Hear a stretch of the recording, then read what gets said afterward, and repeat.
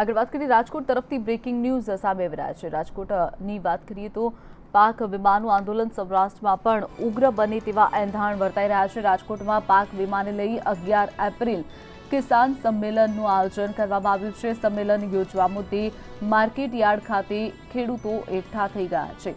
ચૂંટણી સમયે જ પાક વીમા મુદ્દે ખેડૂતો આક્રમક મૂડમાં લાગી રહ્યા છે। પાક વીમા મુદ્દે હવે કિસાન સંઘ સરકાર સામે લડત આપશે। સૌરાષ્ટ્રના મોટાભાગના તાલુકાઓનો પાક વીમો મળ્યો નથી, જેને લઈ અને ખેડૂતો બાયો ચડાવી છે અને ખેડૂતો રસ્તા પર ઉતરી આવ્યા છે। વીમા કંપનીઓનો ક્રોપ કટિંગ જોઈ અને સૌરાષ્ટ્રના મોટાભાગના તાલુકામાં ક્રોપ કટિંગમાં ગોટાળા હોવાના મામલા સામે આવ્યા છે, જેને લઈ વિપક્ષ જે રીતે સતત સરકાર પર પ્રહાર કરી રહી છે અને વિપક્ષ ધરણા કરી અને આ માંગ ઉચ્ચારી છે, ત્યારે રાજકોટમાં પણ હવે આ માંગ વધુ ઉગ્ર સ્વરૂપ ધારણ કર્યું છે। પાક વીમાનું આંદોલન સૌરાષ્ટ્રમાં ઉગ્ર અને સાથે જ રાજકોટમાં અમદાવાદમાં તમામ જગ્યા પર કોંગ્રેસ દ્વારા વિરોધ કરવામાં આવી રહ્યો છે, તેને લઈ અને ખેડૂતો પણ હવે કોંગ્રેસના સમર્થનમાં આવ્યા છે। ઉલ્લેખનીય છે કે એક તરફ 2019 લોકસભાની ચૂંટણી જ્યારે નજીક છે, તેને લઈ અને કોંગ્રેસ આ મુદ્દો ઉઠાવ્યો છે, ત્યારે ખેડૂતો પણ કોંગ્રેસની તરફેણમાં હોય તેવી સ્થિતિ સર્જાઈ છે। જોવાનું રહેશે કે આવનારી ચૂંટણીમાં કોનો વિજય થાય છે। ઉલ્લેખનીય છે કે કોંગ્રેસ દ્વારા આ પાક વીમાની જે રકમ છે તેની જાણકારી માંગવામાં આવી હતી।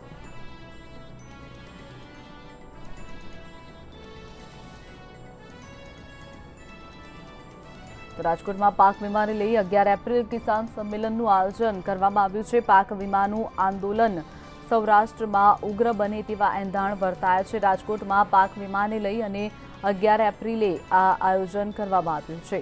વાત કરીએ આ અંગે જ વધુ માહિતી માટે મંતવ્યના સંવાદદાતા ધ્રુવ કુંડેલ આપણી સાથે જોડાયા છે। ધ્રુવ, જણાવશો જે રીતે પાક વીમાને લઈ અને એક તરફ કોંગ્રેસ વિરોધ કરી રહ્યું છે, ત્યારે બીજી તરફ હવે ખેડૂતો પણ ક્યાંક જાગૃત બન્યા છે અને ખેડૂતો પણ રસ્તા પર ઉગ્ર આંદોલન કરવાની ચીમકી સાથે ઉતરી પડ્યા છે। 11 એપ્રિલે જે રીતે આંદોલનનું આયોજન કરવામાં આવ્યું છે, શું છે આ અંગે વધુ માહિતી અને ખેડૂતોની કેવા પ્રકારની માંગો છે? શિવાંગીની ચોક્કસથી આપણે જણાવી દઉં, 11 એપ્રિલના રોજ સૌરાષ્ટ્ર આંદોલન કરવાના છે। કરીએ તેને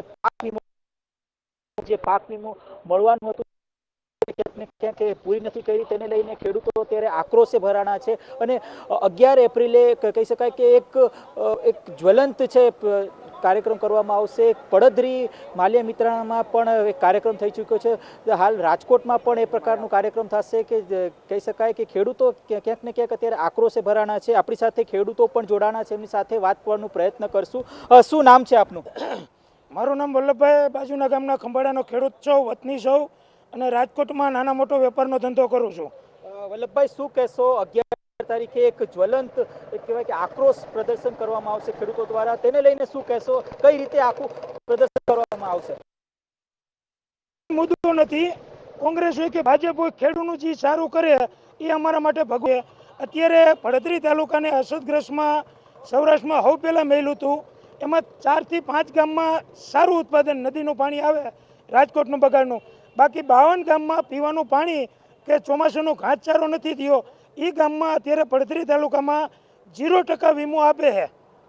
ક્યાંક ને ક્યાંક તમને એવું લાગે છે કે જે સરકારે જે વીમાની જે આયોજન કરેલું હતું વીમો આપવાનું, એ ક્યાંક ને ક્યાંક આપી નથી શકી? શું કહેશો એ બાબતે? વીમો તો એને દેવો જ નથી, ગામને ઉલુદ બનાવવાના છે, પ્રીમિયમ ખાઈ જવાનું છે, મોટી મોટી કંપની હારી મિટિંગ કરી લેવાની છે, નથી પૈસા એને લઈ લેવાના। 66,000 કરોડ પ્રીમિયમ લીધું છે ગુજરાતમાંથી, હવે એમાં 2700 કરોડ દેવાના છે। આ બધા પૈસા જાય ક્યાં? અને ખેડૂતને તો મરવાનો જ વારો છે, નથી ભાવ મળતા, નથી વીમો મળતો, કે નથી પાણી મળતું, નથી લાઇટ મળતી, કોઈ વસ્તુ એને તો મળતું જ નથી। મોહનભાઈ કુંડારિયાની જો વાત કરીએ, રાજકોટના જે સાંસદ છે, એ ક્યાંક ને ક્યાંક તેમને પણ વાત કરી હતી ખેડૂતો માટે અને વીમા પ્રશ્ને એક મુદ્દો ઉપાડ્યો હતો। શું લાગે છે કે વીમાનું જે છે આયોજન એ હજી સુધી કરવામાં આવ્યું નથી અને આગામી સમયમાં ખેડૂતો એ જે આયોજન કરવામાં આવ્યું છે કેવી રીતના આખું આયોજન કરશે? હવે એમાં મોહનભાઈ તો આપણે કોઈ વિરોધી નથી, પણ મોહનભાઈ 3 જગ્યાથી વીમાનું જે ખેડૂતે કીધું ને મોહનભાઈ દોટ મૂકી છે। આ વસ્તુ વ્યાજબી નથી। મોહનભાઈ લોકોના હિસાબે જ આવ્યા છે, ગમે વખતમાં, એની સામે અમારે લેવા દેવા નથી, પણ ખેડૂત એને જો પ્રશ્ન પૂછતો હોય તો એને વ્યવસ્થિત જવાબ દેવાય। એને એમનો કંઈક તમારે તાલુકા પ્રમુખને મળો, ધારાસભ્યને મળો તો તમે ને શું કરો છો બેઠા બેઠા? તમારે આ જ કરવાનું છે. તમે સારું કરશો તો તમારું સારું થાય. બાકી ઉઘાડ પગારનું જેટલે જિંદગીમાં ખરાબ કર્યું છે ને એને પરિણામ કોઈ દી સારું મળ્યું નથી.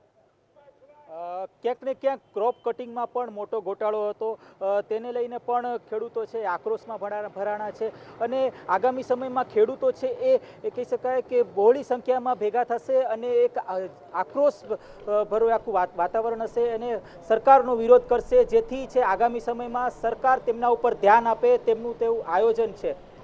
જી બિલકુલ ધ્રુવ, માહિતી બદલ અને જોડાવા બદલ આપનો આભાર. વાત કરી રાજકોટમાં પણ ખેડૂતો આક્રમક મૂડમાં નજરે પડ્યા છે. ચૂંટણી સમયે જ ખેડૂતો આ પ્રકારે વિરોધ નોંધાવે છે. પાક વીમા મુદ્દે હવે કિસાન સંઘ પણ આક્રમક મૂડમાં લાગી રહ્યું છે.